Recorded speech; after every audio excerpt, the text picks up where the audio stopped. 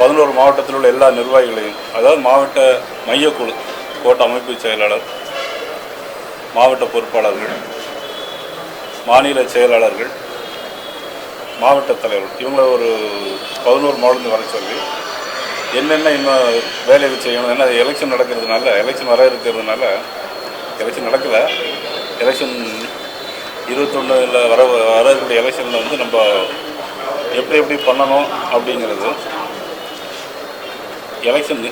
எலெக்ஷனை எப்படி சந்திக்கணும், அதாவது வந்து கூட்டணி இருந்தால் எப்படி இருக்கணும், கூட்டணி இல்லாமல் இருந்தால் எப்படிங்கிறத ஒரு ஆலோசனைக்காக வேண்டி தான் இன்றைக்கி இந்த கூட்டத்தை நாங்கள் கூட்டியிருக்கோம். இல்லை, அதாவது என்ன கூட்டணி உறுதி தான் இருந்தால் எப்படி எங்கள் பாரதிய ஜனதா கட்சி தொண்டர்களை, அதாவது கூட்டணியோடு இருந்தாலும் 60 சீட்டு வாங்கி வேலை பார்த்தா எப்படி பார்க்கணும், இப்படி இல்லைன்னா 234 சீட்டில் தனியாக நிற்க வேண்டிய சூழ்நிலை வந்தால் எப்படி தயார் செய்யணுங்கிறத தயார்படுத்திக்கணும்.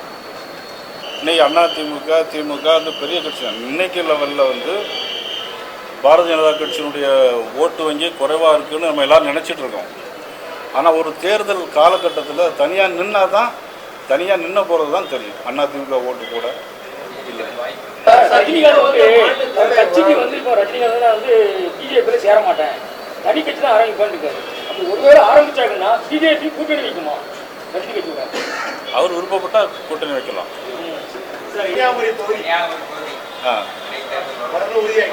ஆமாம் ஆமாம்,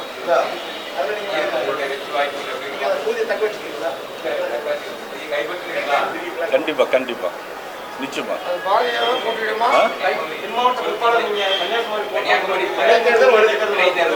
வருகிற இடைத்தேர்தலில் பாரதிய ஜனதா கட்சி வேட்பாளர் தாமரை சின்னத்தில் உறுதியாக வெற்றி பெறுவார்.